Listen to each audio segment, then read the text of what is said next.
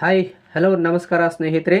ಇವತ್ತಿನ ಈ ಒಂದು ವಿಡಿಯೋದಲ್ಲಿ ಕಾಸ್ಟ್ ಆ್ಯಂಡ್ ಇನ್ಕಮ್ ಸರ್ಟಿಫಿಕೇಟ್ನ ಅಪ್ಲೈ ಮಾಡೋದು ಯಾವ ರೀತಿ, ಅದರಲ್ಲಿ ಒಂದು ಹೊಸದಾಗಿ ಅಪ್ಡೇಟ್ ಬಂದಿದೆ ಸ್ನೇಹಿತರೆ SC ಕ್ಯಾಟಗರಿ ಅವರಿಗೆ. ಸೊ ಅದೇನು ಅಂತ ಸಂಪೂರ್ಣವಾದ ಮಾಹಿತಿಯನ್ನು ಇವತ್ತಿನ ಈ ವಿಡಿಯೋದಲ್ಲಿ ತಿಳಿಸ್ಕೊಳ್ತಾ, ಹಾಗೆ ಹೊಸದಾಗಿ ಜಾತಿ ಪ್ರಮಾಣ ಪತ್ರ ಅಪ್ಲೈ ಮಾಡೋದು ಯಾವ ರೀತಿ ಅಂತ ತಿಳಿಸ್ಕೊಡ್ತಾ ಹೋಗ್ತೀನಿ. ಇದುವರೆಗೂ ನನ್ನ ಒಂದು ಯೂಟ್ಯೂಬ್ ಚಾನಲನ್ನು ಸಬ್ಸ್ಕ್ರೈಬ್ ಮಾಡ್ಕೊಂಡಿಲ್ಲ ಅಂದರೆ ಆದಷ್ಟು ಬೇಗನೆ ಸಬ್ಸ್ಕ್ರೈಬ್ ಮಾಡ್ಕೊಳ್ಳಿ, ಹಾಗೆ ಬೆಲ್ ಐಕನ್ ಮೇಲೆ ಕ್ಲಿಕ್ ಮಾಡ್ಕೊಳ್ಳಿ ಸ್ನೇಹಿತರೆ. ನಾನು ಮಾಡುವಂತಹ ಪ್ರತಿಯೊಂದು ವಿಡಿಯೋದ ನೋಟಿಫಿಕೇಶನ್ ನೀವು ಪಡ್ಕೊಳ್ಬಹುದಾಗಿದೆ ಸ್ನೇಹಿತರೆ. ಓಕೆ, ಬನ್ನಿ ಸ್ನೇಹಿತರೆ, ಈಗ ಹೊಸ ಟ್ಯಾಬನ್ನು ಓಪನ್ ಮಾಡ್ಕೊಳ್ಳೋಣ. ಸೊ ಇದರಲ್ಲಿ ನೀವು ಒಂದು ಹೊಸ ಟ್ಯಾಬಲ್ಲಿ ನಾಡ ಕಚೇರಿ ವೆಬ್ಸೈಟ್ ಅಂತ ಸರ್ಚ್ ಕೊಡಬೇಕಾಗತ್ತೆ. ಓಕೆನಾ. ಸೊ ನೀವು ಇದರಲ್ಲಿ ಕೂಡ ನಾನು ಲಿಂಕನ್ನು ಕೂಡ ಕೆಳಗಡೆ ಕೊಟ್ಟಿರ್ತೀನಿ, ಅದರ ಮೇಲೆ ಕ್ಲಿಕ್ ಮಾಡಿಕೊಂಡು ಡೈರೆಕ್ಟ್ ಈ ಒಂದು ವೆಬ್ಸೈಟ್ಗೆ ಬರ್ಬೋದು. ನೆಕ್ಸ್ಟ್ ಇಲ್ಲಿ ಲಾಗಿನ್ ಪಬ್ಲಿಕ್ ಅಂತ ಇದೆಯಲ್ಲ, ಸೊ ಇದ್ರ ಮೇಲೆ ಕ್ಲಿಕ್ ಮಾಡ್ಕೊಳ್ಳೋಣ. ಓಕೆ, ಕ್ಲಿಕ್ ಮಾಡ್ಕೊಂಡ ನಂತರ ನೆಕ್ಸ್ಟ್ ಇಲ್ಲಿ ನಾಡ ಕಚೇರಿ ಸ್ವಾಗತ ಅಂತ ಬರುತ್ತೆ. ಸೊ ಇಲ್ಲಿ ಮೊಬೈಲ್ ನಂಬರ್ ಎಂಟ್ರಿ ಮಾಡೋದಕ್ಕೆ ಕೇಳುತ್ತೆ. ಸೊ ಇಲ್ಲಿ ನಿಮ್ಮ ಒಂದು ಚಾಲ್ತಿಯಲ್ಲಿರುವಂತಹ ಮೊಬೈಲ್ ನಂಬರ್ ಎಂಟ್ರಿ ಮಾಡ್ಕೊಳ್ಳಿ. ನೆಕ್ಸ್ಟ್ OTP ಪಡೆಯಿರಿ ಅಂತ ಮೇಲೆ ಕ್ಲಿಕ್ ಮಾಡ್ಕೊಳ್ಳಿ ಸ್ನೇಹಿತರೆ. ಓಕೆ, ಕ್ಲಿಕ್ ಮಾಡ್ಕೊಂಡ ನಂತರ ನೆಕ್ಸ್ಟ್ ನಿಮ್ಮ ಒಂದು ಮೊಬೈಲ್ ನಂಬರ್ಗೆ 6 ಅಂಕಿಯ OTP ಕಳಿಸಲಾಗುತ್ತೆ. ಆ ಒಂದು OTPಯನ್ನು ನೀವು ಇಲ್ಲಿ ಎಂಟ್ರಿ ಮಾಡ್ಕೊಳ್ಬೇಕಾಗತ್ತೆ. ಈಗ ನನಗೆ OTP ಬಂದಿದೆ, ಆ OTP ಎಂಟ್ರಿ ಮಾಡ್ಕೊಳ್ತೀನಿ. ನೆಕ್ಸ್ಟ್ ಇಲ್ಲಿ ಮೇಲ್ಗಡೆ ಏನು ಕಾಣಿಸ್ತಾ ಇದೆಯಲ್ಲ ನಂಬರು, ಸೊ ಅದನ್ನು ಎಂಟ್ರಿ ಮಾಡ್ಕೊಳ್ತೀನಿ. ನೆಕ್ಸ್ಟ್ ಲಾಗಿನ್ ಅಂತ ಇದೆ, ಸೊ ಅದ್ರ ಮೇಲೆ ಕ್ಲಿಕ್ ಮಾಡ್ಕೊಳ್ತೀನಿ ಸ್ನೇಹಿತರೆ. ಓಕೆನಾ. ಸೊ ಈ ಒಂದು ವಿಡಿಯೋವನ್ನು ಸ್ಕಿಪ್ ಮಾಡದೆ ನೋಡಿ ಸ್ನೇಹಿತರೆ, ಇಲ್ಲಾಂದರೆ ನಾನು ಹೇಳುವಂಥ ಮಾಹಿತಿ ಅರ್ಥ ಆಗೋದಿಲ್ಲ. ಸಕ್ಸಸ್ಫುಲಿಯಾಗಿ ನಿಮ್ಮ ಒಂದು ನಾಡ ಕಚೇರಿ ವೆಬ್ಸೈಟ್ಗೆ ಲಾಗಿನ್ ಆಗ್ತೀರಾ. ಸೊ ಇಲ್ಲಿ ಲಾಗಿನ್ ಆದ ನಂತರ ನೀವು ಏನು ಮಾಡಬೇಕಪ್ಪ ಅಂತ ಹೇಳಿದ್ರೆ, ಸೊ ಇಲ್ಲಿ ಹೊಸ ವಿನಂತಿ ಅಂತ ಬರುತ್ತೆ, ಅದರೊಳಗಡೆ ಜಾತಿ ಪ್ರಮಾಣ ಪತ್ರ ಅಂತ ಬರುತ್ತೆ ಸ್ನೇಹಿತರೆ. ಸೊ ಇದರಲ್ಲಿ ಫಸ್ಟ್ ಒಂದು ಆಪ್ಷನ್ ಕಾಣ್ತಾ ಇದ್ದೀರಾ, ಜಾತಿ ಪ್ರಮಾಣ ಪತ್ರ. ಸೊ ಇದನ್ನು ಸೆಲೆಕ್ಟ್ ಮಾಡ್ಕೊಳ್ಬೇಕಾಗತ್ತೆ. ಸೆಲೆಕ್ಟ್ ಮಾಡ್ಕೊಂಡ ನಂತರ ನೆಕ್ಸ್ಟ್ ನಿಮ್ಗೆ ಇಲ್ಲಿ ಈ ಥರ ಬರುತ್ತೆ. ಸೊ ಎಷ್ಟು ದಿನ ಟೈಮ್ ಆಗುತ್ತೆ, ಆಮೇಲೆ ಎಷ್ಟು ಪೇಮೆಂಟ್ ಮಾಡ್ಬೇಕು, ಯಾವ್ಯಾವ ದಾಖಲಾತಿಗಳು ಬೇಕಾಗುತ್ತೆ ಅಂತ ನೋಡ್ಕೊಳ್ಬೋದು. ನೆಕ್ಸ್ಟ್ ಇಲ್ಲಿ ಕೆಳಗಡೆ ಮುಂದುವರಿಸಿ ಅಂತ ಬರುತ್ತೆ. ಸೊ ಇದ್ರ ಮೇಲೆ ಕ್ಲಿಕ್ ಮಾಡ್ಕೊಳ್ಳಿ ಸ್ನೇಹಿತರೆ. ಓಕೆನಾ. ಕ್ಲಿಕ್ ಮಾಡ್ಕೊಂಡ ನಂತರ ನೆಕ್ಸ್ಟ್ ನಿಮ್ಗೆ ಇಲ್ಲಿ ನೀವು ಪಡಿತರ ಚೀಟಿ ಹೊಂದಿದ್ದೀರಾ ಅಂತ ಕೇಳುತ್ತೆ. ಓಕೆನಾ.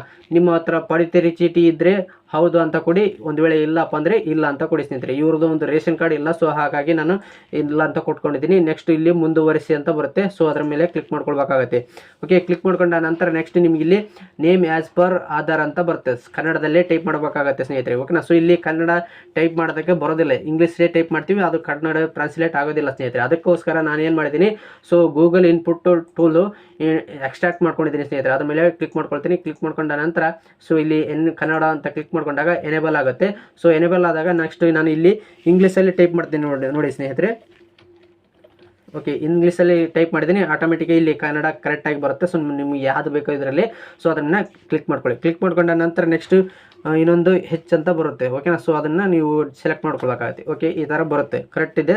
Okay, no problem. ನೆಕ್ಸ್ಟ್ ಏನು ಮಾಡಬೇಕು, ನಿಮಗೆ ಇಲ್ಲಿ ಕ್ಯಾಂಡಿಡೇಟ್ ಆಧಾರ್ ಕಾರ್ಡ್ ನಂಬರ್ ಕೇಳುತ್ತೆ. ಸೊ ಓಕೆನಾ, ಇದನ್ನು ನಾವು ಆಫ್ ಮಾಡ್ಕೊಳ್ಳೋಣ. ಓಕೆನಾ. ಓಕೆ, ಆಫ್ ಮಾಡ್ಕೊಂಡಿದ್ದೀವಿ. ನೆಕ್ಸ್ಟ್ ನಿಮ್ಮ ಒಂದು ಇಲ್ಲಿ ಆಧಾರ್ ಕಾರ್ಡ್ ಕೇಳುತ್ತೆ. ಓಕೆನಾ. ಸೊ ಆಧಾರ್ ಕಾರ್ಡ್ ನಂಬರ್ನ ಎಂಟ್ರಿ ಮಾಡ್ಕೊಳ್ಳೋಣ. ಓಕೆ, ಈಗ ಆಧಾರ್ ಕಾರ್ಡ್ ನಂಬರ್ನ ಎಂಟ್ರಿ ಮಾಡಿದ್ದೀನಿ. ನೆಕ್ಸ್ಟ್ ಇಲ್ಲಿ ಟಿಕ್ ಮಾಡ್ಕೊಳ್ಬೇಕಾಗತ್ತೆ, ಇದನ್ನು ಚೆಕ್ ಬಾಕ್ಸು. ಓಕೆ, ನೆಕ್ಸ್ಟ್ ಇಲ್ಲಿ ಸಬ್ಮಿಟ್ ಅಂತ ಕೊಡಿ ಸ್ನೇಹಿತರೆ. ಓಕೆನಾ. ಸಬ್ಮಿಟ್ ಅಂತ ಕೊಟ್ಟ ನಂತರ ಆಟೋಮೆಟಿಕ್ಕಾಗಿ ವೆರಿಫಿಕೇಷನ್ ಆಗಿಬಿಟ್ಟು ನಿಮಗೆ ಅಪ್ಲಿಕೇಶನ್ ಹಾಕೋದಕ್ಕೆ ಡೀಟೇಲ್ಸ್ ಕೇಳುತ್ತೆ ಸ್ನೇಹಿತರೆ. ಇಲ್ಲಿ ನೋಡ್ತಾ ಇರ್ಬೋದು ಅರ್ಜಿದಾರರ ವಿವರಗಳು. ಸೊ ಇಲ್ಲಿ ಜಿಲ್ಲೆಯನ್ನು ಸೆಲೆಕ್ಟ್ ಮಾಡ್ಕೊಳ್ಬೇಕಾಗತ್ತೆ. ಓಕೆ, ಸೊ ಇದು ಇವರು ಒಂದು ಯಾವ ಜಿಲ್ಲೆಯದವರು ಅಂತ ಅದನ್ನು ಸೆಲೆಕ್ಟ್ ಮಾಡ್ಕೊಳ್ಬೇಕಾಗತ್ತೆ. ಸೊ ಇವರು ಬಂದ್ಬಿಟ್ಟು ಬಳ್ಳಾರಿ ಜಿಲ್ಲೆಯವರು. ನೆಕ್ಸ್ಟ್ ತಾಲೂಕು ಯಾವುದು ಬರುತ್ತೆ ಅದನ್ನು ಸೆಲೆಕ್ಟ್ ಮಾಡ್ಕೊಳ್ಳಿ. ನೀವು ನಿಮ್ಮ ಒಂದು ಜಿಲ್ಲೆ ಯಾವ್ದು ಬರುತ್ತೆ, ತಾಲೂಕು ಯಾವ್ದು ಬರುತ್ತೆ, ಗ್ರಾಮೀಣ ಇದ್ದರೆ ಗ್ರಾಮೀಣ ಅಭಿವೃದ್ಧಿ ಸೆಲೆಕ್ಟ್ ಮಾಡ್ಕೊಳ್ಳಿ, ಇಲ್ಲಿ ನಗರ ತಪ್ಪದ್ರೆ ನಗರ ಅಂತ ಸೆಲೆಕ್ಟ್ ಮಾಡ್ಕೊಳ್ಳಿ. ನೆಕ್ಸ್ಟ್ ಇಲ್ಲಿ ಹೋಬಳಿ ಅಂತ ಬರುತ್ತೆ. ಸೊ ಹೋಬಳಿ ನಮ್ಮದು ಬಳ್ಳಾರಿ ಬರುತ್ತೆ, ನಿಮ್ದು ಯಾವುದು ಬರುತ್ತೆ ಅದನ್ನು ಸೆಲೆಕ್ಟ್ ಮಾಡ್ಕೊಳ್ಳಿ.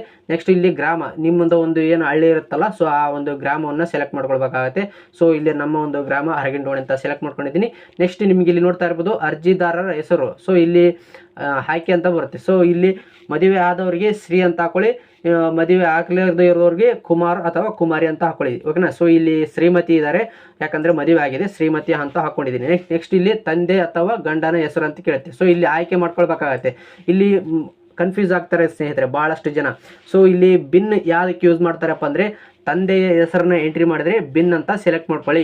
ಓಕೆ, ಕೊಂಗ್ ಅಂದರೆ ಗಂಡನ ಹೆಸರು ಹಾಕ್ತಿರಲ್ಲ, ಸೊ ಅಂಥ ಸಂದರ್ಭದಲ್ಲಿ ಕೊಂಗ್ ಅಂತ ಹಾಕ್ಕೊಳ್ಬೇಕಾಗತ್ತೆ. ಓಕೆನಾ. ಸೊ ಈಗ ನಮಗೆ ಇಲ್ಲಿ ಗಂಡನ ಹೆಸರು ಹಾಕ್ತಾ ಇದ್ದೀನಿ, ಸೊ ಹಾಗಾಗಿ ನಾನು ಕೊಂಗ್ ಅಂತ ಸೆಲೆಕ್ಟ್ ಮಾಡ್ಕೊಂಡಿದ್ದೀನಿ. ಸೆಲೆಕ್ಟ್ ಮಾಡ್ಕೊಂಡ ನಂತರ ನೆಕ್ಸ್ಟ್ ಇಲ್ಲಿ ನಾವು ಕನ್ನಡ ಟೈಪ್ ಮಾಡಬೇಕಾಗತ್ತೆ. ಕನ್ನಡ ಟೈಪ್ ಮಾಡೋದು ಯಾವ ರೀತಿ ಅಂದರೆ, ಸೊ ಇಲ್ಲಿ ಎಕ್ಸ್ಟ್ರಾಕ್ಟ್ ಮಾಡ್ಕೊಂಡಿದ್ದೀವಲ್ಲ, ಸೊ ಇದನ್ನು ಡಬಲ್ ಕ್ಲಿಕ್ ಮಾಡಿಕೊಂಡು ಸೊ ಇಲ್ಲಿ ಆನ್ ಮಾಡ್ಕೊಳ್ತೀವಿ. ಆನ್ ಮಾಡ್ಕೊಂಡಾಗ ಇಲ್ಲಿ ಗ್ರೀನ್ ಲೈಟ್ ಬರುತ್ತೆ. ಸೊ ಓಕೆನಾ. ನೆಕ್ಸ್ಟ್ ಇಲ್ಲಿ ಕನ್ನಡ ಇಂಗ್ಲೀಷಲ್ಲಿ ಟೈಪ್ ಮಾಡಿದ್ರೆ ಆಟೋಮೆಟಿಕ್ಕಾಗಿ ನಮಗೆ ಕನ್ನಡ ಟ್ರಾನ್ಸ್ಲೇಟ್ ಆಗುತ್ತೆ. ಓಕೆ, ಸೋಮಯ್ಯ. ಓಕೆ, ಸೋಮಯ್ಯ ಅಂತ ಕ್ಲಿಕ್ ಮಾಡ್ಕೊಂಡಿದ್ದೀನಿ. Next K. ಓಕೆನಾ. ಸೊ A2 ಬರುತ್ತೆ. ಸೊ ಅದನ್ನು ಕ್ಲಿಕ್ ಮಾಡ್ಕೊಂಡು ಕೆ. KE ಅಂತ ಹೊಡೆದ್ರೆ ಕೆ ಬರುತ್ತೆ ಸ್ನೇಹಿತರೆ. ಓಕೆನಾ, ಸ್ವಲ್ಪ ಓಕೆ ಆಟೋಮೆಟಿಕ್ಕಾಗಿ ಕನ್ನಡ ಟ್ರಾನ್ಸ್ಲೇಟ್ ಆಗುತ್ತೆ ಸ್ನೇಹಿತರೆ. ನೆಕ್ಸ್ಟ್ ಇಲ್ಲಿ ತಾಯಿಯ ಹೆಸರು ಕೇಳುತ್ತೆ, ಇವರು ಗಾಳಿಯಮ್ಮ. ಓಕೆ ಸ್ನೇಹಿತರೆ, ಗಾಳಿಯಮ್ಮ ಅಂತ ಟೈಪ್ ಮಾಡಿದ್ದೀನಿ. ಸ್ವಲ್ಪ ಟ್ರಾನ್ಸ್ಲೇಟ್ ಆಗೋಕ್ಕೆ ನೆಟ್ ಪ್ರಾಬ್ಲಮ್ ಇತ್ತಪ್ಪ ಅಂದರೆ ಸ್ಲೋ ಆಗುತ್ತೆ. ಓಕೆನಾ, ಸೊ ಗಾಳಿಯಮ್ಮ ಅಂತ ಟ್ರಾನ್ಸ್ಲೇಟ್ ಆಗುತ್ತೆ. ನೆಕ್ಸ್ಟ್ ನಿಮ್ಗೆ ಇಲ್ಲಿ ವಿಳಾಸ ಕೇಳುತ್ತೆ. ಸೊ ನಿಮ್ಮ ಒಂದು ವಿಳಾಸನ ಎಂಟ್ರಿ ಮಾಡ್ಕೊಳ್ಬೇಕಾಗತ್ತೆ. ಓಕೆ, ಕೊಲ್ಲಾರಮ್ಮ ದೇವಸ್ಥಾನದ ಹತ್ತಿರ. ಓಕೆ, ನೆಕ್ಸ್ಟು ಅರಗಿನಡೋಣಿ. ಓಕೆನಾ,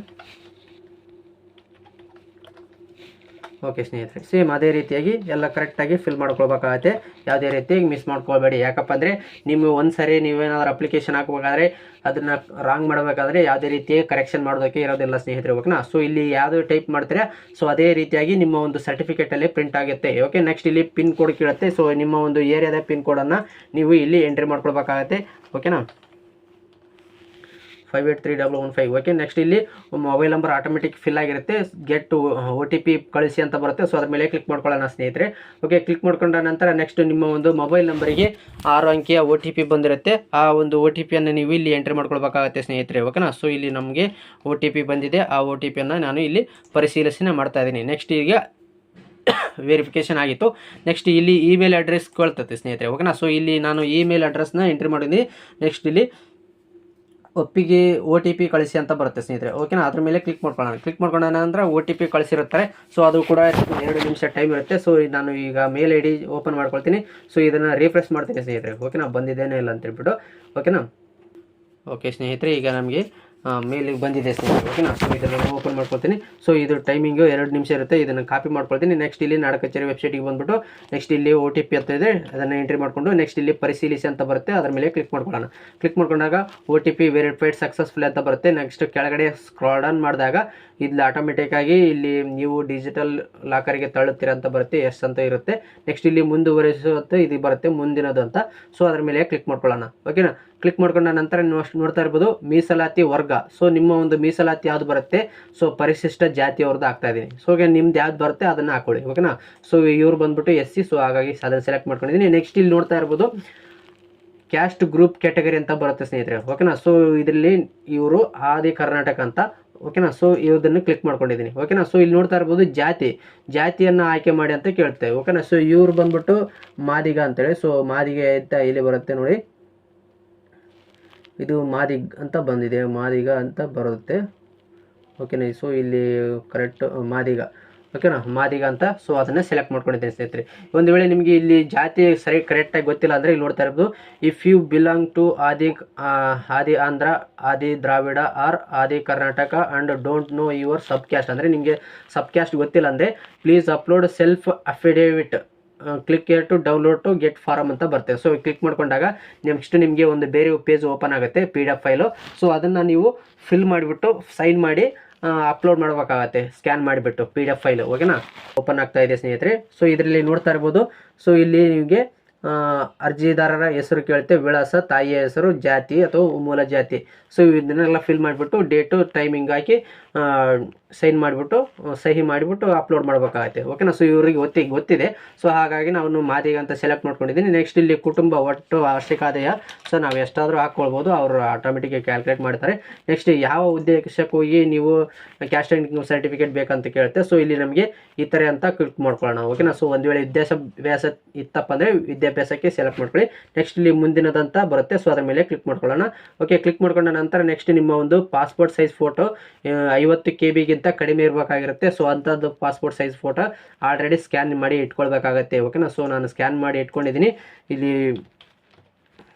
ಓಕೆ, ಸ್ಕ್ಯಾನ್ ಮಾಡಿ ಇದನ್ನು ಚೂಸ್ ಮಾಡ್ಕೊಳ್ತಿದ್ದೀನಿ ಫೈಲ್ ನೇಮು. ಓಕೆನಾ, ಸೊ ಈ ಥರ ಫೋಟೋ ಫೆಚ್ ಆಗುತ್ತೆ. ನೆಕ್ಸ್ಟು ಇಲ್ಲಿ ನೋಡ್ತಾ ಇರ್ಬೋದು ಅಫಿಡೇವಿಟ್ ತೋರಿಸಿದ್ನಲ್ಲ ಸ್ನೇಹಿತರೆ, ಇಲ್ಲಿ ಕಾಣ್ತಾ ಇದ್ದಲ್ಲ, ಈ ಒಂದು ಅಫಿಡೇವಿಟ್ಟು ನಿಮಗೆ ಉಪಜಾತಿ ಗೊತ್ತಿಲ್ಲಪ್ಪ ಅಂದರೆ ಇದನ್ನು ಫಿಲ್ ಮಾಡಿಬಿಟ್ಟು ಇಲ್ಲಿ ನಿಮಗೆ ಅಪ್ಲೋಡ್ ಮಾಡಬೇಕಾಗತ್ತೆ. ಓಕೆನಾ, ಸೊ ಇದನ್ನು ನಾವು ಅಪ್ಲೋಡ್ ಮಾಡೋ ಅವಶ್ಯಕತೆ ಇಲ್ಲ, ಯಾಕಂದರೆ ಸ್ಟಾರ್ ಮಾಡೋಕ್ಕೆ ಕಂಪಲ್ಸರಿ ಇಲ್ಲ. ಸೊ ಇಲ್ಲಿ ನಿಮಗೆ ಶಾಲಾ ದಾಖಲಾತಿ ಅಂತ ಇರುತ್ತೆ. ಸೊ ಇಲ್ಲಿ ನಮಗೆ TC ಇಲ್ಲಿ ಅಪ್ಲೋಡ್ ಮಾಡಬೇಕಾಗತ್ತೆ ಸ್ನೇಹಿತರೆ. ಓಕೆನಾ, ಸೊ TC ಇಲ್ಲಪ್ಪ ಅಂದರೆ ಶಾಲಾ ದೃಢೀಕರಣ ಅಥವಾ ಲಾಯರ್ ಕಡೆಯಿಂದ ಅಫಿಡೇವಿಟ್ ಅಂತ ಬರ್ಸ್ಕೊಂಡು ಬರಬೇಕಾಗತ್ತೆ. ಓಕೆನಾ, ಓಕೆ, ರುದ್ರಮ್ಮ HTC ಅಂತ ಸ್ಕ್ಯಾನ್ ಮಾಡಿ ಇಟ್ಕೊಂಡಿದ್ದೀನಿ. ಸೊ ಅದನ್ನು ನಾನು ಅಪ್ಲೋಡ್ ಮಾಡ್ತಾ ಇದ್ದೀನಿ. ನೆಕ್ಸ್ಟ್ ಪಡಿತರ ಚೀಟಿ ಇತ್ತಪ್ಪ ಅಂದರೆ ಪಡಿತರ ಚೀಟಿ ಅಪ್ಲೋಡ್ ಮಾಡಿರಿ, ಇಲ್ಲಪ್ಪ ಅಂದರೆ ಇಲ್ಲ ನಾನು ಸ್ಕಿಪ್ ಮಾಡ್ತಾ ಇದ್ದೀನಿ. ಓಕೆನಾ. ಸೊ ಇವರ ಒಂದು ಎಪಿಕ್ ಕಾರ್ಡ್ ಅಂದರೆ ವೋಟರ್ ID ಇದೆ. ಸೊ ವೋಟರ್ IDನ ನಾನು ಅಪ್ಲೋಡ್ ಮಾಡ್ತಾ ಇದ್ದೀನಿ ಸ್ನೇಹಿತರೆ. ಓಕೆನಾ. ಸೊ ಅದನ್ನು ಕೂಡ ನಾನು ಸ್ಕ್ಯಾನ್ ಮಾಡಿ ಇಟ್ಕೊಂಡಿದ್ದೀನಿ. ಓಕೆ, ರುದ್ರಮ್ಮ ವೋಟರ್ ID ಅಂತ. ಸೊ ಅದನ್ನು ಚೂಸ್ ಮಾಡ್ಕೊಳ್ತೀನಿ. ನೆಕ್ಸ್ಟ್ ಇಲ್ಲಿ ಅಪ್ಲೋಡ್ ಫೈಲ್ ಅಂತ ಬರುತ್ತೆ.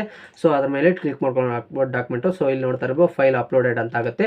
ನೆಕ್ಸ್ಟ್ ಕೆಳಗಡೆ ಸ್ಕ್ರಾಲ್ ಡೌನ್ ಮಾಡ್ತಾ ಹೋಗೋಣ. ನೆಕ್ಸ್ಟ್ ಇಲ್ಲಿ ಗುರುತಿನ ಚೀಟಿ. ಸೊ ಇದರಲ್ಲಿ ನೀವು ಒಂದು ಅಭ್ಯರ್ಥಿಯ ಒಂದು ಆಧಾರ್ ಕಾರ್ಡನ್ನು ನೀವು ಅಪ್ಲೋಡ್ ಮಾಡಬೇಕಾಗತ್ತೆ. ಓಕೆನಾ. ಸೊ ನಾನು ಅಪ್ಲೋಡ್ ಮಾಡ್ತಾ ಇದ್ದೀನಿ ರುದ್ರಮ್ಮ ಆಧಾರ್ ಕಾರ್ಡ್ ಅಂತ. ಓಕೆನಾ. ಸೊ ಅದ್ರ ಮೇಲೆ ಕ್ಲಿಕ್ ಮಾಡ್ಕೊಳ್ಳೋಣ.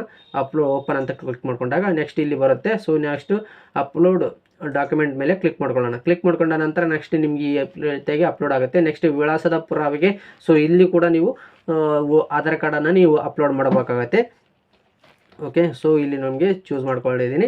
ಓಕೆನಾ. ಸೊ ಇವೆಲ್ಲ ಡಾಕ್ಯುಮೆಂಟ್ಸು 300 KB ಕಡಿಮೆ ಇರಬೇಕಾಗತ್ತೆ. ಒಂದು ವೇಳೆ ನಿಮಗೆ ಜಾಸ್ತಿ ಇತ್ತಪ್ಪ ಅಂದರೆ ಅದನ್ನು ರೆಡ್ಯೂಸ್ ಮಾಡೋದು ಯಾವ ರೀತಿ ಹೇಳಿ ಅಂತಬಿಟ್ಟು ಈಗಾಗಲೇ ಒಂದು ವಿಡಿಯೋ ಮಾಡಿದ್ದೀನಿ. ಆ ವಿಡಿಯೋದ ಲಿಂಕನ್ನು ಕೂಡ ಕೆಳಗಡೆ ಡಿಸ್ಕ್ರಿಪ್ಷನಲ್ಲಿ ಕೊಟ್ಟಿರ್ತೀನಿ ಸ್ನೇಹಿತರೆ. ಅದನ್ನು ನೋಡಿಕೊಂಡು ನಿಮ್ಮ ಒಂದು ಡಾಕ್ಯುಮೆಂಟ್ಸ್ಗಳನ್ನು ರೆಡ್ಯೂಸ್ ಮಾಡ್ಕೊಳ್ಬೋದು. ಓಕೆ, ನೆಕ್ಸ್ಟ್ ಇಲ್ಲಿ ಸಲ್ಲಿಸಿ ಅಂತ ಬರುತ್ತೆ. ಸೊ ಅದ್ರ ಮೇಲೆ ಕ್ಲಿಕ್ ಮಾಡ್ಕೊಳ್ಳೋಣ. ಕ್ಲಿಕ್ ಮಾಡ್ಕೊಂಡ ನಂತರ ನೋಡ್ತಾ ಇರ್ಬೋದು ಇವರ GSC ನಂಬರ್ ಅಂತ. ಸೊ RD ನಂಬರ್ ಬರುತ್ತೆ. ಓಕೆ ಕೊಡಿ ಸ್ನೇಹಿತರೆ. ಓಕೆ ಕೊಟ್ಟ ನಂತರ ನೆಕ್ಸ್ಟ್ ನಿಮ್ಗೆ ಇಲ್ಲಿ ಸರಿ ಇದೆನಾ ಇಲ್ಲ ಅಂತ ಬಿಟ್ಟು ಚೆಕ್ ಮಾಡ್ಕೊಳ್ಬೇಕಾಗತ್ತೆ. ಓಕೆನಾ. ಸೊ ನಿಮ್ಮ ಒಂದು ಕ್ರಾಸ್ ವೆರಿಫಿಕೇಶನ್ ಮಾಡ್ಕೊಳ್ಳಿ. ಓಕೆನಾ. ಸೊ ಇಲ್ಲಿ ನಿಮ್ಗೇನಾದರೂ ಇಲ್ಲಿ ಮಿಸ್ಟೇಕ್ ಆಯಿತಪ್ಪ ಅಂದರೆ ನಿಮ್ಮ ಒಂದು ಡಾಕ್ಯುಮೆಂಟ್ಸ್ನಲ್ಲಿ ಅದರ ಹೆಸರು ತಂದೆ ಹೆಸರು ಆಗಿರ್ಬೋದು, ಗಂಡನ ಹೆಸರು ಆಗಿರ್ಬೋದು, ಅಥವಾ ವಿಳಾಸ ಏನಾದರೂ ಮಿಸ್ಟೇಕ್ ಆಗಿದ್ದರೆ ಸೊ ನೀವು ಇದನ್ನು ಮುಂದುವರ್ಸೋದಕ್ಕೆ ಹೋಗಬೇಡಿ ಸ್ನೇಹಿತರೆ. ಓಕೆನಾ. ಇದನ್ನು ಕ್ಯಾನ್ಸಲ್ ಮಾಡೋದು ಯಾವ ರೀತಿ ಅಂದರೆ ಒಂದು 3 ದಿನ ಟೈಮ್ ಬಿಟ್ಟುಬಿಟ್ರೆ ಈ ಸೈನ್ ಮಾಡಲಾರ್ದಂಗೆ ಬಿಟ್ಟರೆ ಆಟೋಮೆಟಿಕ್ಕಾಗಿ ಕ್ಯಾನ್ಸಲ್ ಆಗುತ್ತೆ ಸ್ನೇಹಿತರೆ. ಈ ಒಂದು RD ನಂಬರ್ ಏನು ಬಂದಿರುತ್ತಲ್ಲ ಅದು ಆಟೋಮೆಟಿಕ್ಕಾಗಿ ಕ್ಯಾನ್ಸಲ್ ಆಗುತ್ತೆ. ಓಕೆನಾ. ಸೊ ಈ ರೀತಿಯಾಗಿ ಕರೆಕ್ಟ್ ಇತ್ತಪ್ಪ ಅಂದರೆ ನೆಕ್ಸ್ಟ್ ಇಲ್ಲಿ ಮೇಲಕ್ಕೆ ಅಂತ ಬರುತ್ತೆ. ಸೊ ಅದನ್ನ ಮೇಲೆ ಕ್ಲಿಕ್ ಮಾಡ್ಕೊಂಡಾಗ ಈ ಸೈನ್ಗೆ ಮುಂದುವರಿಸಿ ಅಂತ ಬರುತ್ತೆ. ಸೊ ಇದ್ರ ಮೇಲೆ ಕ್ಲಿಕ್ ಮಾಡ್ಕೊಳ್ಳೋಣ. ನಮಗೆ ಇದೆಲ್ಲ ಕರೆಕ್ಟ್ ಇದ್ದರೆ ಮಾತ್ರ ಪ್ರೊಸೀಡ್ ಮಾಡಿ, ಇಲ್ಲಾಂದರೆ ಅದನ್ನು ಸ್ಟಾಪ್ ಮಾಡಿಬಿಡಿ ಸ್ನೇಹಿತರೆ. ಓಕೆನಾ. ಈಗ ನಮಗೆ ಈ ಸೈನ್ ವೆಬ್ಸೈಟ್ಗೆ ಬರುತ್ತೆ. ಸೊ ಈ ಸೈನ್ ಮಾಡ್ಕೊಳ್ಬೇಕಾಗತ್ತೆ. ಈ ಸೈನ್ ಮಾಡಬೇಕಾದ್ರೆ ಸೊ ಇಲ್ಲಿ ಒಂದು ಯಾರು ಅಪ್ಲಿಕೇಶನ್ ಹಾಕಿರ್ತಾರಲ್ಲ ಅವರ ಒಂದು ಆಧಾರ್ ಕಾರ್ಡ್ ನಂಬರ್ನ ನಾವು ಇಲ್ಲಿ ಎಂಟ್ರಿ ಮಾಡ್ಕೊಳ್ಬೇಕಾಗತ್ತೆ.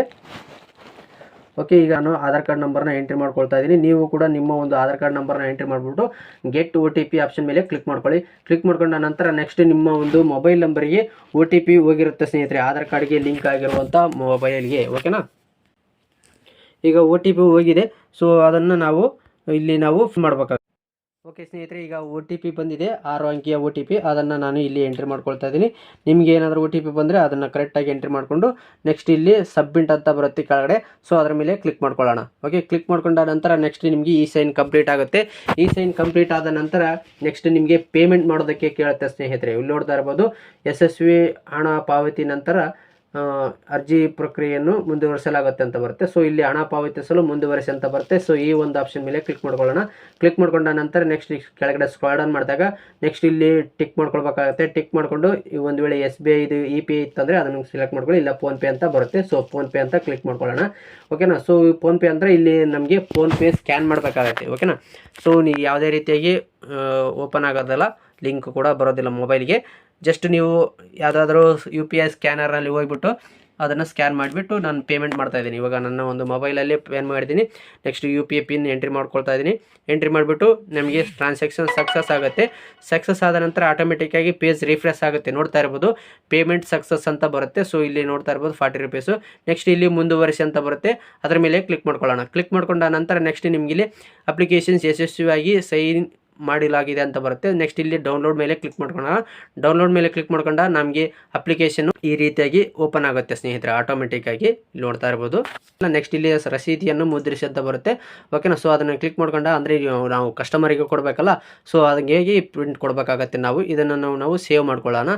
ಓಕೆನಾ. ಸೊ ಇದನ್ನು ನಾನು ಕೂಡ ಸೇವ್ ಮಾಡ್ಕೊಳ್ತೀನಿ. ಯಾವುದೇ ರೀತಿಯಾಗಿ ನಾನು ಪ್ರಿಂಟ್ ಮಾಡೋದಕ್ಕೆ ಅವಶ್ಯಕ ಬಯಸ್ತಾ ಇಲ್ಲ. ಓಕೆನಾ. ಸೊ ಇದನ್ನು ನಾನು ಸೇವ್ ಮಾಡ್ಕೊಳ್ತೀನಿ ಸ್ನೇಹಿತರೆ. ಓಕೆ, ನೋಡಿದ್ರಲ್ಲ ಸ್ನೇಹಿತರೆ, ಇವತ್ತಿನ ಈ ಒಂದು ವಿಡಿಯೋದಲ್ಲಿ ಜಾತಿ ಮತ್ತು ಆದಾಯ ಪ್ರಮಾಣ ಪತ್ರ ಅಪ್ಲೈ ಮಾಡೋದು ಯಾವ ರೀತಿ ಅಂತ ತಿಳಿಸ್ಕೊಟ್ಟಿದ್ದೀನಿ. ಈ ವಿಡಿಯೋ ಇಷ್ಟವಾದಲ್ಲಿ ಲೈಕ್ ಮಾಡಿ, ಈ ಒಂದು ವಿಡಿಯೋವನ್ನು ತಪ್ಪದೇ ಎಲ್ಲರಿಗೂ ಶೇರ್ ಮಾಡಿ. ಇದೇ ರೀತಿಯಾದ ಉಪಯುಕ್ತ ಮಾಹಿತಿಗಳಿಗಾಗಿ ನನ್ನ ಒಂದು ಯೂಟ್ಯೂಬ್ ಚಾನಲನ್ನು ಸಬ್ಸ್ಕ್ರೈಬ್ ಮಾಡ್ಕೊಳ್ಳಿ ಸ್ನೇಹಿತರೆ. ತುಂಬ ಧನ್ಯವಾದಗಳು.